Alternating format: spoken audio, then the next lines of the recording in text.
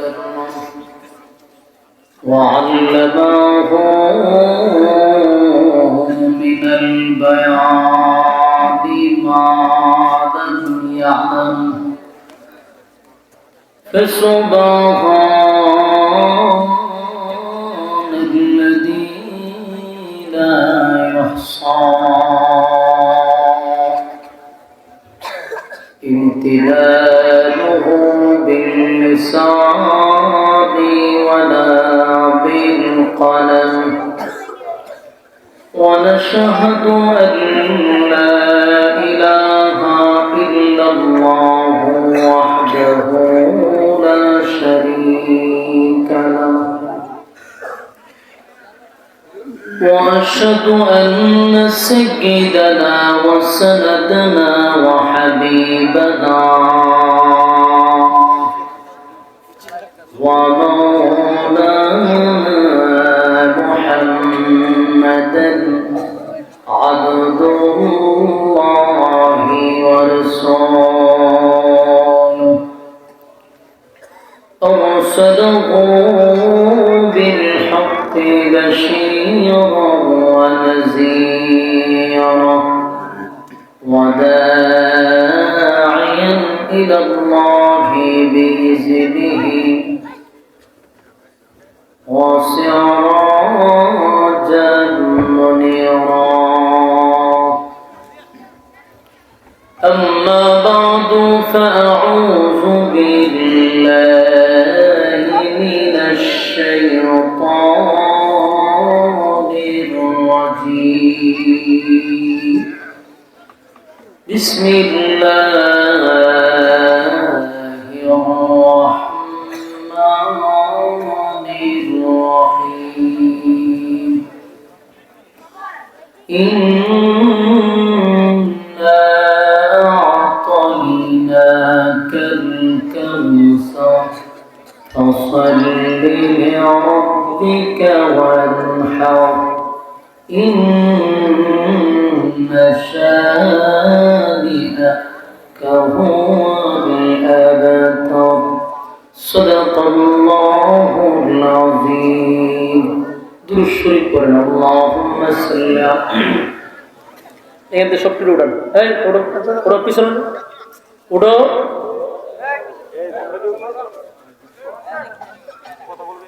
এরা না উঠলে তুমি ওয়াজ করতাম না ভাই উড়ান আমি অনেকক্ষণ ধরে দেখতেছি উড়ান আপনারা যারা ওয়াজ শুনবেন সব গিয়ে পিছনে বসে রয়েছেন আর ছোট ছোট বাচ্চাগুলার আমার সামনে দিয়েছেন সবটি বসে খেলতেছে কথা বলতেছে এটা কি কোনো ওয়াজের পরিবেশন করছে না হ্যাঁ এইদিকে আপনাদের একদম পিছনে পাঠান একদম পিছনে যারা বড় এরা সামনে আসেন হ্যাঁ ওটা এখান থেকে সত্যি উঠান সব বুঝের মানুষ পিছনে আর ছোট ছোট গোড়াগাড়া দিচ্ছে সামনে হ্যাঁ একদম পিছনে যাবে এরা একজনের ফোলাফান সামনে দেখতে পারতো না সবগুলা মোবাইল নিয়ে এখানে গেমস খেলা শুরু করছে কথা হ্যাঁ এরা ওটা লাল গেঞ্জি ওটা ফোটাম ফোটাম একবার পিছে যাও ওয়াজ পাইছে বাপ বই রয়েছে পিছে আর পুত্রে বাড়াইছে সামনে হ্যাঁ আর সামনে আরে সামনে এই সামনে যারা ওয়াজ শুনবো সব পিছিয়ে গিয়ে বই রয়েছে আর যারা দাঁড়ায় রয়েছেন ঘটনা কিতাব আছে তো জায়গা আছে তো ভিতরে আসেন সব গেটের মুখের মধ্যে সব দাঁড়া রয়েছে ভাই আপনি আমি না বললে পণ্ডিতি করা ঠিক না সাউন্ড কমান মানে রিভাবটা একটু কমান আমি বলছি বাড়াইবার কথা যদি শীষ দেয় তাহলে এটা কমান আরো কমান দুমদুমি এত করতেছে একটা স্মুথ সাউন্ড করেন সাউন্ড যেটা আছে আরো কমান বুঝলেন গেটটা পরিষ্কার করেন গেট পরিষ্কার করেন মেহেরবানি করে গেট ভাই বাড়ছে তো মাস্টার কমান আউটপুটের মাস্টারও কমান এত দরকার নেই গেট একদম ক্লিয়ার করেন বাড়ছে তো সাউন্ড প্রচুর জায়গা আছে যে এইদিকে আছে জায়গা আছে এদিকে আছে ভিতরে ঢুকেন দুরূদ শরীফ করেন আল্লাহুম্মা সাল্লি আলা মুহাম্মাদিন ওয়া আলা আলি মুহাম্মাদ কামা সাল্লাইতা আলা ইব্রাহিম ওয়া আলা আলি ইব্রাহিম ইন্নাকা হামিদুম مجيد اللهم بارك على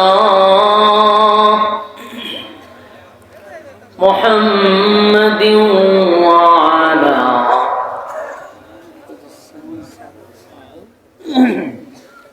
إنك حميد مجيد اللهم بارك على محمد وعلى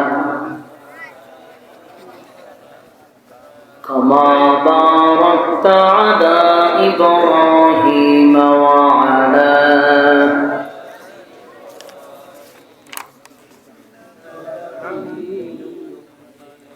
الحمد لله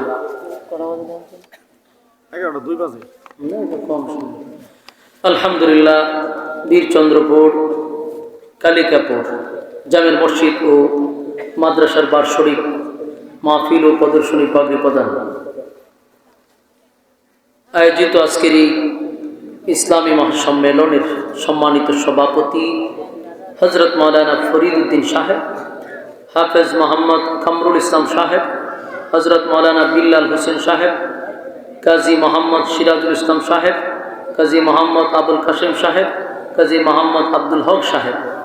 ওয়াজ করেছেন হযরত মাওলানা গাজী ইয়াকুব উসমানী সাহেব, হযরত মাওলানা আতাউল্লাহ বিন মুসলিম সাহেব, দিগার অতিথিবৃন্দ, মুআজ্জাজ ও মুকাররম হযরত উলামায়ে কেরাম, উপস্থিত আছেন নওজোয়ান ভাইয়েরা, মুরব্বিয়ানে আযম, মাইকের আওয়াজ যতটুকু দূরে যায় অবস্থানরত পর্দানিশী মা ও বোনেরা, সকলকে আমার অন্তরস্থল থেকে জ্ঞাপন করছি মোবারক, শুকরিয়া আদায় করছি যিনি আমাদেরকে এই গভীর রাত্রে প্রচন্ড ঠান্ডার মধ্যে আসার এবং বসার তৌফিকটুকু রব্বি কারীম সুস্থ অবস্থায় দিয়েছেন, শুকরিয়া আদায় করছি আলহামদুলিল্লাহ। লক্ষ কোটি দুরুদ এবং সালাম আল্লাহর সৃষ্টির প্রধান আকর্ষণ বিশ্বসভার সভাপতি জনাবে মুহাম্মদুর রাসূলুল্লাহ সাল্লাল্লাহু আলাইহি ওয়াসাল্লাম। সম্মানিত সুধী, দীর্ঘক্ষণ সময় আপনারা অপেক্ষায় বসে আছেন, আমি কিন্তু দীর্ঘক্ষণ পরে আসিনি, দীর্ঘক্ষণ আগেই আসছি। তো আপনারাও অনেকক্ষণ ধরে বসে আছেন, মোনাজাতের সময়টাতে আমি বসছি। আপনাদের এই মাহফিল কমিটির সাথে আমার একটা সুসম্পর্ক, ভালোবাসা। আমাদের ইয়াকুব ভাই নিজে গিয়া দাওয়াত দিয়েছে এবং আপনারা তো ওনার চিনেনি, ভালো মনের মানুষ, মাদ্রাসাত গিয়া দাওয়াত দিছে, দাওয়াত রাখছি। এখন আসছি তো 10টার সময়, মাদ্রাসার বিভিন্ন আমি ভাবছি কালেকশন হইব মাদ্রাসার, এই জন্য হয়তো দেরি হইতেছে, কিন্তু দেখলাম যে কালেকশন না, বক্তব্য বলে ওনারা বলছে যে আমার আধা ঘন্টা বেশি দিতে হইব। ওনারা বলছে আধা ঘন্টা একটু ছায়া নিতেছে, ওয়াজ করুক, অসুবিধা নেই। এখন আপনারা যারা এই পর্যন্ত বসে রয়েছেন, কিছু মানুষ গেছেন, কিছু মানুষ বসছেন, বিরক্ত হইয়া কি বাকি সময়টুকু বসা যাইব? যা বিরক্ত এবার তো হইছেন, এখন যদি কোন বলে না হুজুর বহুত বইছি, আমরা ওয়াজ করুন, আমরা যাইগা, এরকম মন মানসিকতা আছে? যারা দাঁড়ায় রয়েছে এরা লক্ষণ খারাপ। এরার উদ্দেশ্য হইল যে হুজুরে ওয়াজ করুক, আমরা কয়েক মিনিট শূন্য করে যাওয়ার একটা নিয়ত, একটা বাইল করতেছে, কারণ প্যান্ডেলের ভিত্তি উঠতে যাইত না, এই জন্য গেটের কাছে গিয়ে হারিয়েছে। হ্যাঁ, মানছে সাপ খেলা দেখে দাঁড়ায়, এখানে কি আমি ব্যাগে করে সাপ আনছি জানি সাপ খেলা দেখাবো? তাহলে গেটের মধ্যে পুরাটা বুকিং দিয়ে তো রাখছে। মেহরবানি করে প্যান্ডেলের ভিতরে ঢুকে যান না। শোনেন, যারা যাইতেছেন এদের উদ্দেশ্যে একটা কথা বলি, হায়াত যদি থাকে, মানে আগামী কালকে যদি বাচ্চা থাকে, আপনারা না যারা যাইতেছে এরা বেঁচেছে, আগামী কালকে যদি বাচ্চা থাকে, আড্ডা মারতে পারতো না, গল্প করতে পারতো না, সময় অপচয় করতে পারতো না? কথা হয় না দি? আড্ডাও মারতে পারবে, সময় অপচয় করতে পারবে। হ্যাঁ, প্রতিদিন যেটা করে অভ্যস্ত, এটা সে পরের দিনও করতে পারবে যদি বাচ্চা থাকে। কিন্তু বাচ্চা থাকলেও আগামীকালকে মাহফিল তো আর পাবে না।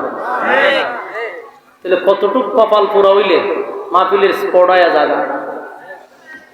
যারা বাড়ি কাছে আর কথা বলতেছে, আর দূরের থেকে যারা আসছিল এরা তো অপেক্ষা করছে, ওইরা মনে করেন দূর থেকে আইছে, এরা চিন্তা করছে যে হুজুর কোন সময় উঠবো, বয়ান কোন শেষ করবো জায়গা। অনেকে দেখছি মোটর চালতে জায়গা। তবে গ্রামের যারা মা বাবার কাছ থেকে আপনারা বইলে আইছেন যে আমি মাহফিলে যেতেছি, তো মা বাবাও 20 টাকা 30 টাকা দিছে যে না ফুটতে যাইবো মাহফিল, 20-30 টাকা দিয়ে দিছে। এই টাকা লয়ে যে মেলা ঢুকছিন তখন পর্যন্ত ভ্যান্ডেলের ভিতরে ঢুকার সময় পাইছে না। বয়ানে শেষে বাড়িতে গিয়ে ঢুকবো, মা বাবা তো মনে করবো বাস থেকে আইছে, কিন্তু এ যে আকাম করে গেছে এটা তো জানে না। এরকম অনেক রুগী আছে না নাই? এই রোগে আক্রান্ত ইয়ং ফুলাফান গুলা, যেটি ওই দেখার রয়েছে মা বাবার একটা বুঝ দিবা যে আমি হাজিরা দিয়েছি। এই জন্য আমি বলবো যে বাচ্চা থাকলে আমাদের আড্ডা চলবে, গল্প চলবে, কিন্তু বাচ্চা থাকলে আগামীকালকে মাহফিলটা হবে না।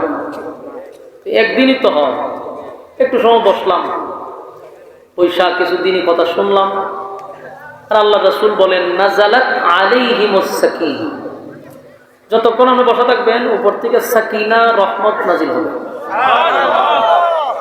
এবং যতক্ষণ প্যান্ডেলে থাকবেন গুনাহ হবে না, এটাই বাস্তব।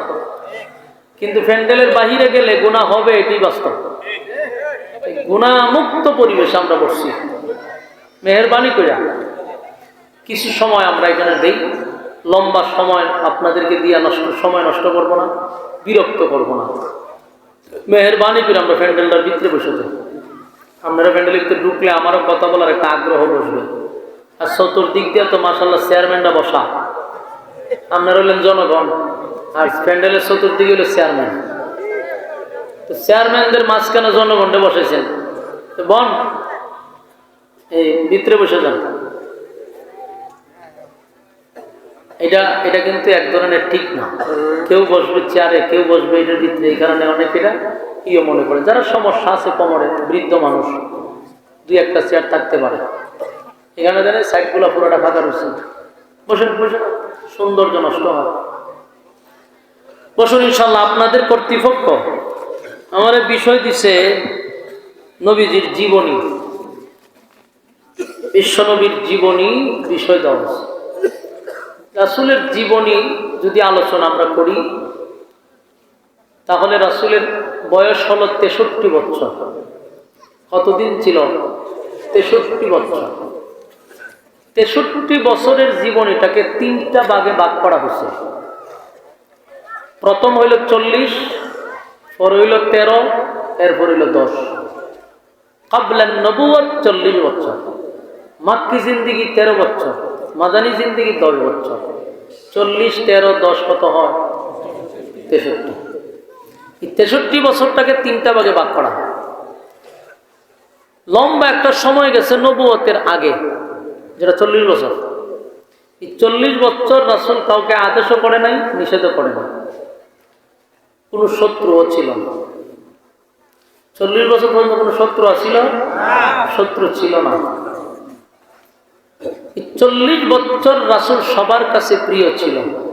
এই একটু ইকো কমান। 40 বছর রাসূল সবার কাছে প্রিয় ছিল। কেউ নবীর দুশমন ছিল না, সবাই বন্ধু ছিল। তো রাসূলের জীবনে যদি আপনি তালাশ করেন, আল্লাহ রাসূল সাল্লাল্লাহু আলাইহি সাল্লামের 63 বছরের জিন্দেগি, প্রায় 40 বছর যে ছিল নবুয়তের আগে, এই সময়টা যদি আমরা একটু ফলো করি, কত বছর আপনার মাইকের আওয়াজ আসেন না, আর এই বছর এমন আওয়াজ দেওয়া শুরু করছেন, অন কমাইতেও পারতেছি না। গত বছর বলছি বাড়ান, আর এই বছর বই কমান। একটু কি করেন, মনিটর একটু কমান, মানে অতিরিক্ত হইলে বিরক্ত লাগে, কথা বলতে মজা হয় না। বক্স লাগবে 2টা, আপনি আনছেন 4টা, এটা হলে অতিরিক্ত আনছেন। আচ্ছা দেন একটু কমান। আপনার ভাগ্য বলা যায় আমি কমাইবার কথা কইতেছি, আমি কোনো মাইক ম্যানটা কমাইবার কথা কই না। দেন একটু কমায় রাখেন, বেশি কইলে বিরক্ত লাগে। সাউন্ডটা থাকবো মিষ্টি, অতিরিক্ত না, একটু কমান। আমার মনিটরে কমান, শুধু আর কিছু লাগবে না, কোথাও কমায় না, শুধু মনিটরে কমান। 40 বছর রাসূল মক্কাতে চলাফেরা করছে। এখন প্রশ্ন হইল, 63 বছরের জীবনে 40 বছর গেল দাওয়াত ছাড়া, ঠিক না? দাওয়াত দিল কত বছর? 23 বছর। বলুন দাওয়াত দিছে কত বছর? দাওয়াত দিছে না কয় বছর? 40 বছর। এখন প্রশ্ন হইল, রাসূলকে আল্লাহ পাঠাইছেন হেদায়েতের রাস্তা দেখাইয়া দেওয়ার জন্য, তাহলে হেদায়েতের রাস্তা দেখাইলেন 23 বছর। 40 বছরই রাসূল নীরব ছিল। ঘটনাটা কি? এত লম্বা সময় দাওয়াত দিল না কেন? আর কম সময় দাওয়াত দিল কেন? আমাদের এই কেনটা বুঝলে সামনের আলোচনা বুঝতে সুবিধা হবে। 40 বছর আল্লাহ রাব্বুল আলামিন রাসূলকে নীরব, রাসূল নীরব ছিল, এটা আল্লাহর হুকুমে ছিল। 40 বছর পরে দাওয়াত দিছে, এটা আল্লাহর হুকুমে দিছে। নীরব ছিল কেন? এই নীরব থাকাটাই ছিল নবীর নবুয়তের দলিল। বলুন, নীরব থাকাটাই নবীর নবুয়তের দলিল। দলিল হইল কেমনে নীরব থেকে? রাসূল যখন হেরা পর্বত থেকে আসার পরেই লা ইলাহা ইল্লাল্লাহ দাওয়াত দেওয়া শুরু করল, একত্ববাদী খোদা প্রচার প্রসার করতে লাগলো। তখন মক্কার মানুষ রাসূলকে প্রশ্ন করছিল। রাসূল যখন বলছে লা ইলাহা ইল্লাল্লাহ মুহাম্মাদুর রাসূলুল্লাহ, যে আল্লাহ ছাড়া কোনো মাবুদ নাই, কোনো ইলাহ নাই, উনি এক অদ্বিতীয়, আর আজকের থেকে আমি শুধু মোহাম্মদ না, আমি হলাম মুহাম্মাদুর রাসূলুল্লাহ। তখন মক্কার মানুষ ওনারা বলছিল, আমাদের সাথে চলছ, আমাদের সাথে উঠছ, বসছ, খাইছ, ঘুমাইছ, তুমি হঠাৎ করে নবী হইলা কেমনে? এই প্রশ্নটা তারা করছে। এই প্রশ্ন যে রাসূলকে করবে আল্লাহ জানেনি? জানেনি? হ্যাঁ জানে। এরা যে 40 বছর পরে রাসূলকে বলবে যে তুমি নবী হইছ কেমনে, রাসূল হইছ কেমনে, এটা আল্লাহ ভালো করে জানে। এই এরা যে বলবে কেমনে রাসূল হইছেন, এই জবাব দেওয়ার জন্যই 40 বছর রাসূলকে চুপ রাখছেন। আমরা যদি একটু মনোযোগ দিয়ে শুনেন তাহলে কিন্তু বিষয়টা ফুললি বুঝতে পারবো। একেবারে মনোযোগ দিয়ে শুনবেন, তাহলে আমার মনে হয় যে আপনার ব্রেনে ওয়াশটা থাকবো, বাড়িতে নিয়েও আপনি ব্রেনে খেলাইবেন। আর মনোযোগ না দিলে বোঝার কিছু নাই। রাসূলের জীবনী শুনতেন, বিষয় দিয়ে দিচ্ছেন, জীবনী বলতেছি। 40 বছর পরে যখন রাসূল দাবি করছে, তারা বলছে কেমনে রাসূল হয়েছে। আর কেমনে রাসূল হয়েছেন এই কথাটা যে বলবে, এটা আল্লাহ আগের থেকে জানে। তাই আল্লাহ ভাই আপনারা 40 বছর চুপ রাখছি, কেমনে রাসূল হয়েছেন এটা জবাব দিবার না। কি আশ্চর্য কথা, চুপ রেখে জবাব দেয় কেমনে? তখন আল্লাহ বলেন, আপনি বলুন তাদেরকে যে আমি কেমনে রাসূল হইছি, আমার 40 বছরের জীবনীটা তোরা রিসার্চ কর, করলেই বুঝবি আমি কেমনে নবী হইছি। তোমার কথা বুঝতেন? তারা প্রশ্ন করছে কি কেমনে, এটা আমরা আঞ্চলিক ভাষা কেমনে বুঝি, বুঝুনি ভাষা বাংলার বেড়া। তারা প্রশ্ন করছে কিভাবে আপনি এক রাসূল হইছেন। রাসূল কয় আমি কিভাবে রাসূল হইছি এটা বুঝতে পারবা আমার 40 বছর জীবনী তোমরা তালাশ করলে, এবং আমার জন্ম থেকে নিয়ে পুরা জীবন এটা তালাশ করো, তোমরা প্রশ্ন পেয়ে যাবে। এখন আসুন ওনার 40 বছরের জীবনীতে কি ঘটছে যার দ্বারায় উনি নবী হওয়ার যোগ্য, এটা প্রমাণ করছে। 40 বছরের জীবনী তালাশ করার দরকার আছে। আসুন, প্রথম কথা হলো রাসূলের জন্মটাই ছিল অলৌকিক। স্বাভাবিকভাবে উনি জন্মগ্রহণ করে নাই। আমরা যেভাবে জন্মগ্রহণ করি, রাসূলের জন্মটা কিভাবে হয়েছে? রাসূলের জন্ম থেকে শুরু হয়েছে অলৌকিক। আরো আশ্চর্যের বিষয়, রাসূলের জন্মের আগে রাসূলের বাপের যুগে আব্দুল্লাহর যুগের থেকে শুরু হয়েছে অলৌকিক। কথা কি বুঝতেছেন? আব্দুল্লাহ মানে রাসূলের আব্বা। উনি যে সময় বিবাহ করে নাই, মানে রাসূলের আব্বাই বিবাহ করছেন, আব্দুল্লাহ বিবাহ করে নাই, খালি যৌবন উঠতে দাঁড়াইছে। এই অবস্থার থেকেই মানুষ তখনই অলৌকিক ঘটনা দেখতে পেয়েছে। মানে রাসূলের অলৌকিক আব্দুল্লাহর যুগে শুরু হয়েছে। কথা কি বুঝতেছে? আব্দুল্লাহর যুগে শুরু হইল কেমনে? আব্দুল্লাহ ছিল আব্দুল মুত্তালিবের ছেলে। ভাই আপনারা দুজন কথা বলেন একটু আস্তে। আব্দুল্লাহ ছিল ওই আব্দুল মুত্তালিবের ছেলে, ছোট ছেলে। আর আব্দুল মুত্তালিবের ছেলে ছিল কয়জন? 11 জন। 11 জনের সবচেয়ে ছোট ছেলে হইল আব্দুল্লাহ, মানে রাসূলের আব্বা। আব্দুল মুত্তালিব ছিল খানায়ে কাবার মুতাওয়াল্লি, এক ধরনের সর্দার। মানুষ ওনার কাছে বিচার আচার নিয়ে আসতো, একটা সম্মান আছে ওনার। তো ওই খানায়ে কাবার সামনেই ছিল জমজম। জমজমের পানি অনেক বছর ধরে বন্ধ। দেশের মানুষ বারবার খালি আয়েসিরা আব্দুল মুত্তালিবরে বলে যে আপনি যে মুতাওয়াল্লি হইছেন, আপনি একটু খাবার মালিকরে বলেন না পানি দিতে, জমজমের পানিটা চালু করি, তো পানির অভাবে আমরা অনেক দূরে যেতে হয়।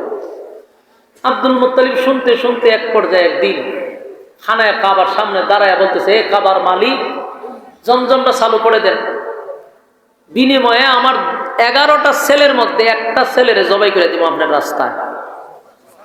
বুঝেন কথা? বুঝেন এটা কি কয়? মান্নত।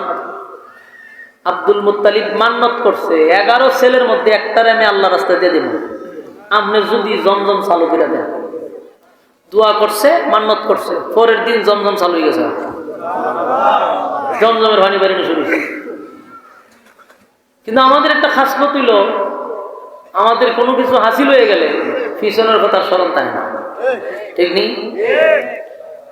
আমরা দেখবেন অনেক সময় বিপদে পড়ছি নি, কয় আমি মাদ্রাসা 10 বস্তা চাল দিলাম, লেখাই চুকাইছে, মার হাবাটার কাপা পাইছে, তার 14 গোষ্ঠী জান্নাতে হুজুরে ঢুকাইছে, ডুহাইয়া জিন্দা মুর্দা সব মাফ করে দিছে, বারবার জিয়ারতে মদিনা নসিব করাই দিছে, সব কইয়া নাম লেখছে।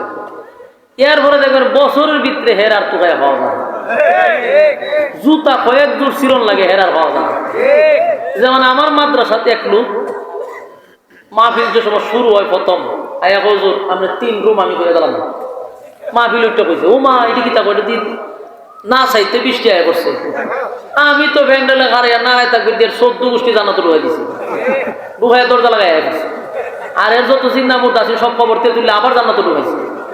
এরপরে কি পরিমাণ দোয়া আর উপরে গেছে হিসাব নাই। 3 রুম করে দিলাইব আমার বিপদের সময়, এই সময় খালি পুরো বিপদ আমার উপরে। অ্যাটাক শুরু হয়েছে মাদ্রাসা নিয়ে। তখন জন কইছে আমি তো মার হাবাটার খাবার দিয়ে পুরো এলাকা গরম, আর মানুষ যখন সারছে আশাবি তো খাম ছেড়ে লেছে, বেটার বিল্ডিং আরেক বেটা করে দিলাইতেছে। যাক আমিও মাইক টেক দিয়ে কইয়ে দিছি, ওমা মাহফিল শেষ 1 মাস 2 মাস পরে ফোন দিলাম, প্রথম বলছে হুজুর জি ব্যবস্থা করতেছে। এই যে ফোন রিসিভ হয়েছেন পরের থেকে আজকে পর্যন্ত আর রিসিভ হয় না, আইজও রিসিভ হয়েছে না। এরকম লোক আছে না? না পর আমি লাইভ বাধ্য হয়েছি কইতে, কারণ মানুষ তো জানবো আমার টেকাদা মাহফিলে মানুষের যে হাদিয়া দিয়ে টেকাদা করছি মাদ্রাসা, মানুষ তো জানবো হ্যাঁ করে দিয়েছে। ওই তাড়াতাড়ি আমি বললাম যে আপনারা যে সংবাদ শুনছিলেন অমুক এক আগন্তুক ব্যক্তি আয়া বলছিল মাদ্রাসা করে দিলাইব, উনি দুনিয়াতে নাই, উনারে কোথাও পাওয়া যায় না, বাড়ি সালাম দিছি পাইছে। তো আমি যে বলছি ওনার এলাকার মানুষ আবার ওনার ব্যাপারে বুঝতে পেরেছে, আমার ফোন দিয়ে বুঝে রয়েছে না। আমি না ও হে আপনারটা তো কইছে 3 রুম, কোন কোন জায়গা 2 তালাও তুলে দিলাইছে, 3 রুম কইছে কমই কইছে। এর খামুইটা জায়গায় জায়গায় যাইব আর কইব আমি 5 রুম করে দিলাম। এরকম খাসলতের কিছু লোক আছে, বিপদ উদ্ধার হইছে আর পিছনের কথা আর থাকে না। আব্দুল মুত্তালিব যে মান্নত করছে অন্ত পানি ফাইলিছে, পিছনের কথা আর ইয়াদ নাই, পানি পাইলিছে না, ওনার মান্নত পুরা করে না। কিরে 3 যায় রাত যায় মান্নত পুরা করে না। একদিন স্বপ্নে দেখে যে তুই যে মান্নত করলি তোর ফুলা জবাই করবি, খরচ না কেন, তোর 11টা ফুলা আছে না, 11টা সাইজ করলাম। স্বপ্ন দেখে তা কাঁপতে কাঁপতে উঠছে, স্বপ্ন না মানে 1 ফুলা জব করতে গিয়ে আমার 11 ফুলা নাই। তাড়াতাড়ি দৌড়ায় গেছে তাওরাতের আলেমের কাছে, যারা ওই যে রিসার্চ আগের তাওরাত কিতাব পড়তো, এগুলো ইহুদি ছিল, ইহুদি পণ্ডিত ছিল। গিয়া হয় যে ভাই এই ঘটনা মান্নত করছিলাম, ফানি তো দিছে আল্লাহ ঠিক হই, কিন্তু আমি তো মান্নত পুরা করছিলাম। তখন মান্নত পুরা না হলে তো 11 ছেলে মারা যাবে। তখন কিভাবে করতাম, 11টা ডাক খাই না, একটারে দূরে জবাব হইল, মানে 11 সন্তান লইয়া বইছে আব্দুল মুত্তালিব। বললো বাবা রে আমি তো এমনি এমনি মান্নত করছিলাম, জমজমের পানি চালু করে দিছি, পানি যেহেতু চালু হয়েছে মান্য তো পুরা করতে গো, তোমরা 11 জনের মধ্যে একজনটা আল্লাহ রাস্তায় আমি জবাই করে দিলাই। বড় ছেলে ভাই আব্বা আমি যে সময় মান্যতটা করছিলেন আমার নাম লইছিলেন না, তো বাবা আমি একটু আয়, আমার খুব জরুরি একটা কাজ আছে। উনি বাঁচছে, দ্বিতীয় ছেলে কয় বাবা আপনি কি আমার নাম করছেন? না। তা আমিও যাই। আরেকজন কয় আপনি আমার নাম করছেন? না। তা আমিও যাই। এই যাই কইতে কইতে কইতে কইতে 10 জন গেছে। রইল কয়জন? উনি হলেন আব্দুল্লাহ। শুধু মানুষ তো, ভদ্র নম্র, প্রতিবাদও করে না। কিন্তু আব্দুল মুত্তালিব দেখে একজন রয়েছে। এই যে 10টা গেল গা, রয়েছে তো একটা, রয়েছে যেটা এটা জবাই করতে উনি রাজি না। ছোট ছেলে, আবার সবচেয়ে সুন্দর, আবার ভদ্র নম্র। বাপের যদি মাঝে 5টা ছেলেরা থাকে, 5 ছেলের প্রতি মহব্বত কিন্তু একরকম হয় না। এটা দেখতেন, এটা তার প্রতি জুলুম না, কিন্তু মহব্বত সবার প্রতি হয় না। যে কোনো একটার প্রতি একটু বেশি থাকে, তার আচার ব্যবহারে, তার চলাফেরা, সর্বদিক মিলাইয়া। আব্দুল মুত্তালিব ছেলেরে তো জবাই করতে রাজি হয় না। তাওরাতের আলেমে কয় মিয়া এটা যেহেতু শুধু প্রতিবাদ করতো না, দিয়া দাও কোনো রকম, নাইলে তো 11টা মারা দেব। বাধ্য হইয়া আব্দুল্লাহরে জবাই করতে রাজি হয়েছে। আব্দুল্লাহরে আল্লাহ রাস্তায় জবাই করবে। দিন তারিখ ধার্য হয়েছে, শুক্রবার খানায় কাবার সামনে আব্দুল্লাহরে আল্লাহ রাস্তায় জবাই করা হবে। মান্নত পুরা লেগেছে, চতুর্দিক দিয়া মানুষ আইছে। মানুষ আয়া পুরাটা ঘেরাও করছে, আব্দুল্লাহরে সুন্দর করে সাজায় গুজায় লইয়েছে। এখন আব্দুল্লাহরে খানায় কাবার সামনে জবাই করবে। আব্দুল্লাহরে যখন শুয়াইছে জবাই করত, 90 জন যুবতী মাইয়া। কতজন? 90 জন যুবতী। এটা বিয়েটা না, আনমেরিড মাইয়া পান। ইটা তরবারি লইয়া আব্দুল মুত্তালিবের গলা ধরে রাখছে। রে তোর 11টা পোলাপান আছে, 10টারে জবাই কর, বাধা দিতাম না। কিন্তু আব্দুল্লাহর গলার যদি ছুরি লাগাস, মক্কাত আগুন লাগাই দিল। কথা কি বুঝতেছেন? আব্দুল মুত্তালিব করছে চিন্তা, ঘটনা কি মাইয়া পান ফের আমার গলার মধ্যে ছুরি করলো। আমার ফুলা আমি মান্নত করছি, আমি জবাই করো, তাই বলতে সমস্যা কি? হ্যাঁ তোরা না আবিতে ফিরা পান, আমার গলার মধ্যে ছুরি লাগাই সত্যি হয়তো 11 সন্তান জবাই কর, 10টা বাধা দিব না। কিন্তু আব্দুল্লাহরে আমরা জবাই করতে দিব না। আব্দুল মুত্তালিব করছে বিপদ। ফুলা আমার মান্নত করছি আমি, আর এরা মাইয়া বান আমার গলার মধ্যে ছুরি লাগাই রাখছে, দিল না জবাই করতে। এদিন আর পারছেন, গেছে আবার তাওরাতের আলেমের কাছে। তোমার কথায় তো ইসলাম শুরুটারে জবাই করতাম, কিন্তু যুবতী কন্যা মাইয়া ফিরাই কোথার থেকে আইসা আসে আমার গলার মধ্যে ছুরি দিলাম, আমার ফুলারে জবাই করতে আমারে দেয় না। অহন কি করতাম? হয়তো মাইয়া এখন তো খুব খারাপ, আর শুধু ঝগড়া করে পারতাম। একটা কাজ করো, লটারি মাইরা দো। দেখো লটারি একদিকে 100 উট রাখবা, আর একদিকে আব্দুল্লাহরে রাখবা। যদি লটারির মধ্যে উডের নাম উঠে উড় জব ফেরে দিলাইবা, আর আব্দুল্লাহর নাম উঠলে কি করো? আব্দুল্লাহরে জব করো। আবার মানুষ আসছে শুক্রবারে, আবার খানায় কাবার সামনে লটারি দিছে। লটারির মধ্যে নাম উঠে গেছে আব্দুল্লাহ। মাইয়া খানের ভাই সাহেব আব্দুল মুত্তালিব, কিতা তো বই দিছে। কিতা করতাম, দেখ নাম উঠছে আমার ফুলা, আমার ফুতের নাম উঠছে, আমি করতাম কি? আরেকবার দেখ, আরেকবার লটারি দিছে, আব্দুল্লাহ নাম উঠছে। আরো দিতে থাকো, দিতাছে উঠতাছে, দিতাছে উঠতাছে, দিতে দিতে দিতে দিতে 90 বার দিছে। 90 বারে আব্দুল্লাহ নাম উঠে। 99 যখন গেছে, আবার সব মাইয়া ভান তরবারি লিয়ে হারিয়েছে। আরে হে আব্দুল মুত্তালিব 99 কে রে, 99,000 বারও যদি আব্দুল্লাহর নাম উঠে জবাই করতে দিব না। শুনলেন কেমন মুসিবত পড়ছে? আব্দুল মুত্তালিব তখন কি করো, কইডি আমরা ফাইনাল ডিসিশন। শের পরে শেষের বার আরেকবার দিছে, দিয়ে উঠের নাম উঠে গেছে। 99 বার উঠছে আব্দুল্লাহ নাম, আর একবার উঠছে উঠেন নাম। 100 উট আল্লাহ রাস্তায় জবাই করে দিয়েছে, মান্নত পুরা করছে। এখন আব্দুল্লাহর এইখান থেকে তো বেঁচে গেল গা, কিন্তু সমস্যা তো কেন না, আব্দুল্লাহ রাস্তা দিয়ে হাঁটতে পারে না। যুবতী মাইয়া বানে ইফটিজিং করে। আমরা দেশের ফুলা বানে মাইয়া বানে ইফটিজিং করে না, কথা কই না দিই।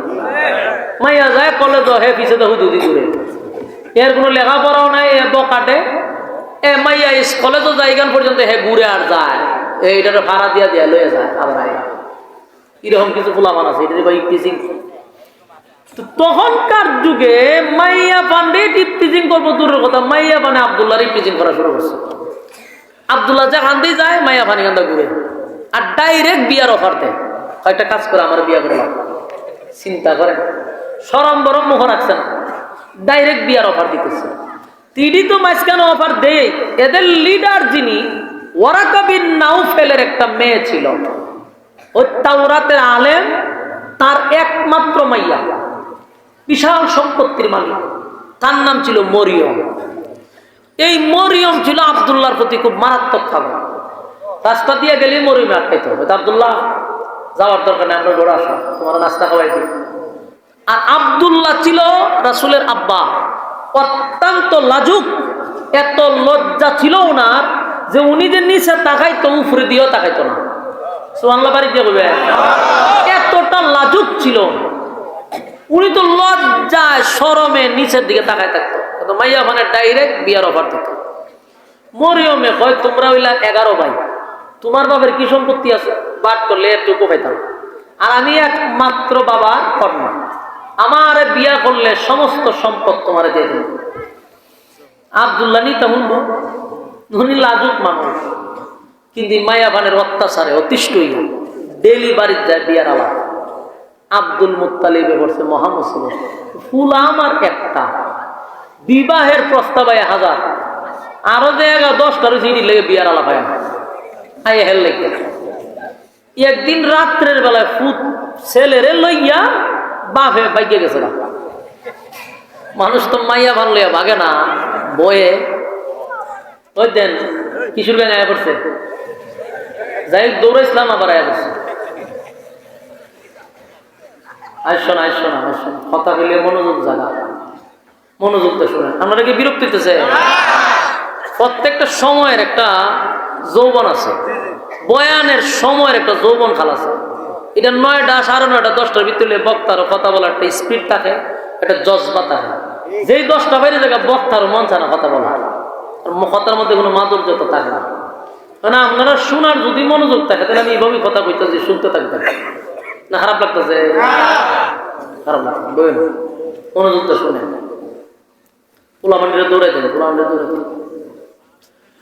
আব্দুল্লাহ তার বাবা আব্দুল মুত্তালিব রাত্রের বেলা ছেলেরে লইয়া মাইয়া ভানের অত্যাচারে এই মক্কা সাইরা দিয়া গেছে, ইয়াসরিবে চলে গেছে। 400 কিলোমিটার দূরে গেছে। 400 কিলোমিটার বাড়ির দ্বারে তখন কি ভাবের তার আছে, 3 দিন লাগতো যাইতো। ছেলে গেছে কোথায়? ওই তখন তার মদিনা ছিল না, আপনারা বুঝবার লেগে মদিনা বলতেছে। মদিনাতে ওনার একজন বন্ধু ছিল, ব্যবসা করত। ওই বন্ধুর বাড়িতে গেছে ছেলের গিয়া, দোস্ত ফলাই আইসি। কেন? ছেলে আমার কোনো অভিযোগ নাই, আপনি বলছেন আমার নিয়ামত দিছেন, আপনি নিয়ামত নিছেন, মাঝখানে আমার কোনো অভিযোগ নাই গো, এই জন্য আমি কান্দি না। বিবিটা চলে গেছে এই জন্য কান্দি না, আমার চাচা চলে গেছে কান্দি না। তাই ফের ময়দানে রক্তাক্ত হয়েছি এই জন্য কান্দি না। জায়গায় জায়গায় আমার কর্মীরা রক্তাক্ত হচ্ছে এই জন্য কান্দি না।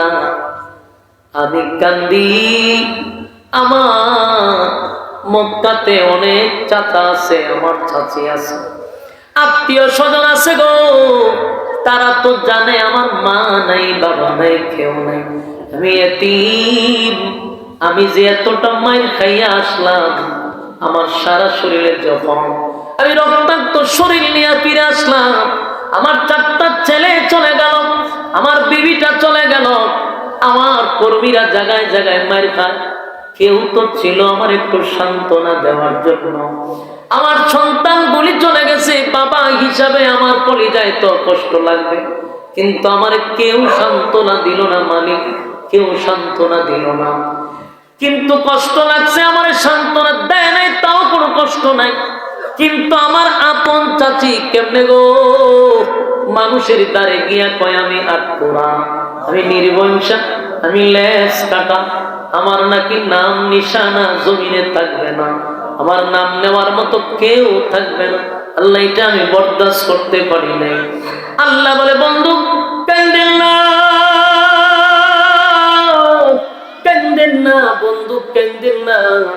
আপনি নবীর কান্না আমি আল্লাহ বরদাস্ত করতে পারি না। বন্ধু আপনার চাচি আপনারে বলছে আপনার নাম নেওয়ার মতো কেউ থাকবে না, আমি আল্লাহ তার প্রতিবাদ করছি। আপনার 4টা সন্তান আমি নিয়ে আপনার কলিজায় যে কষ্ট দিছি, বন্ধু আমি আল্লাহ আপনার যে কষ্টটা দিছি এর বিনিময়ে আমি আপনাকে কাউসার দান করলাম। আল্লাহ বলে বন্ধু কাউসার দিছি গো, শুধু কাউসার দিছি এমনটা নয়, ছেলে নিছি মাত্র 4 জন, কিন্তু বিনিময়ে আপনারে কোটি কোটি কোটি কোটি রুহানি সন্তান দান করছি। আপনারে আমি রুহানি সন্তান দিছি গো নবী। রুহানি সন্তান হলো আপনারা যারা এখানে বসছেন, নবীর মহব্বতে নবীর কথা যারা মনোযোগ দিয়ে শুনতেছেন, আপনারাই হলেন নবীর রুহানি সন্তান। এরকম নবীর রুহানি সন্তান কোটি কোটি কোটি কোটি এই জমিনে আছে না নাই? আল্লাহ বলেন 4 জন নিছি, কোটি কোটি রুহানি সন্তান দিছি। আপনার ছেলেগুলা যদি জমিনে বেঁচে থাকতো তাহলে আপনার ইজ্জত ধরে রাখতো, আপনার বিরুদ্ধে কেউ কথা বললে প্রতিবাদ করত। কিন্তু নবী গো আপনার তো রুহানি সন্তান দিছি, কিয়ামত পর্যন্ত থাকবে। আপনার নামের ইজ্জত রক্ষার্থে, আপনার ইজ্জত রক্ষার্থে আপনার রুহানি সন্তানরা জীবন দিতে প্রস্তুত। বাংলাদেশে যদি কোন নাস্তিক, কোন মুরতাদ, কোন ব্লগার কেউ যদি আমার নবীর বিরুদ্ধে নেক্সট টাইমে লেখার সাহস করে, নবীর রুহানি সন্তান কি ছেড়ে দিবে? গত 16 বছর নবীর বিরুদ্ধে যারা কথা বলছে একটারও বিচার হয় নাই, একটারও ফাঁসি হয় নাই, জরিমানা হয় নাই, বরং তাদের বিরুদ্ধে আন্দোলন নামলে আমরা পাখির মতো গুলি করে মারছে। কিন্তু এবার আমাদের সিদ্ধান্ত হলো, যদি বাংলাদেশে নবীর বিরুদ্ধে কথা বলা হয়, আল্লাহর কসম প্রশাসন গণার টাইম নাই, কুত্তা বাহিনীরে গণার টাইম নাই। কারণ এই কুত্তা বাহিনী আমার নবীর বিরুদ্ধে কথা বলার কারণে, আন্দোলনে নামার কারণে আমাদেরকে পাখির মতো গুলি করে মারছে। এই গোলার কাহিনীকে আমরা ভুলে গেছি। গোলাতে 7টা বাইকে শাহাদাত বরণ করছে এই গুন্ডা বাহিনী, ঠিক কিনা? তারা গুলি করে মারছে। নবীর ইজ্জত রক্ষার্থে উম্মতি মুহাম্মদি মাঠে নামলে তারা গুলি করে মারছে। এবারের সিদ্ধান্ত হলো, যদি নবীর বিরুদ্ধে কেউ কথা বলে আমরা কাউকে ছেড়ে দিব না, নিজের হাতে আইন তুলে নিব ইনশাআল্লাহ। ইনশাআল্লাহ কি বাড়িতে গিয়া হইবা? বাংলাদেশের টেকনাফটিকা তেতুলিয়া স্পষ্ট বক্তব্য, নবীর উম্মতের একটাই বক্তব্য, আমরা নবীর রুহানি সন্তান। আর রুহানি সন্তানের বক্তব্য হলো, আমার বাবাকে গালি দিয়ে অসুবিধা নাই, আমারে গালি দিয়ে অসুবিধা নাই, আমার নবীর বিরুদ্ধে যদি কেউ কথা বলে বিচার ট্রাইব্যুনাল লাগবে না, আমরা নতুন করে ট্রাইব্যুনাল কায়েম করব ইনশাআল্লাহ। বাস্তব না বাস্তব? এই কথা শুধু খালি পড়ে রাখতে চলবে না, খালি বছর একবার বিরানি লুবে লাফালাফি করে শেষ করলে চলবে না। নবীর মহব্বত থাকতে হবে 24 ঘন্টা। কথা হয় না দিন, বছর একবার বিরানির লুবে তো কথা লাফালাফি শেষ, 1 বছরের ভিতর নাই। কিন্তু আমার নবীর মহব্বত থাকতে হবে উম্মতি মুহাম্মদীর কলিজায়। কারণ একটাই প্রশ্ন, তুমি কোন দল করে, এটা তোমার ব্যক্তিগত কথা হয় না। দল হলে ব্যক্তিগত, একজনের ভালো লাগছে আওয়ামী লীগ করে, একজনের বিএনপি, একজন জামাত, একজন জাতীয়, এটা তার ব্যক্তিগত বিষয়, এখানে কোনো ধর্মের বিষয় না। কিন্তু ধর্মের ব্যাপারে কোনো দল বোঝা যাবে না। ধর্মের ব্যাপারে কোনো দল আছে? আওয়ামী লীগের যেই নবী, বিএনপি সেই নবী, জামাতে ইসলামের যেই নবী, হেফাজতে ইসলামের সেই নবী। তো নবীর ব্যাপারে কোনো দলাদলি নাই, একটা বক্তব্য থাকবে বলে আমরা যে কোনো দল করি। নবীর বিরুদ্ধে যদি কেউ কথা বলে আমরা সবাই এক মাঠে দাঁড়াবো।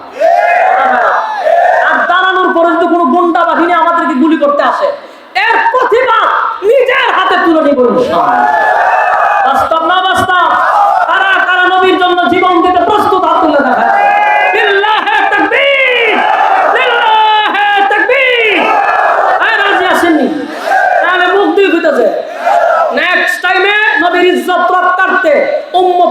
নদীর যা করা দরকার তা আমরা করবো ইনশাআল্লাহ। আল্লাহ বলছে আমরা নবীর রুহানি সন্তান, আল্লাহ ভাই আপনার ইজ্জত রক্ষার জন্য রুহানি সন্তানরা জীবন দিতে প্রস্তুত। রাজি আছেন? আল্লাহ সবাইকে কবুল করুন, সকলে বলে আমিন।